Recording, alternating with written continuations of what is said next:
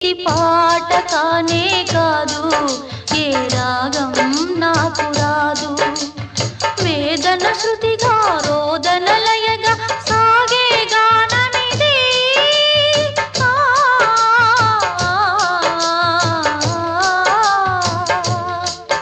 ఇది పాట కానే కాదు, ఏ రాగం నాకు రాదు. ఇది పాట కానే కాదు, ఏ రాగం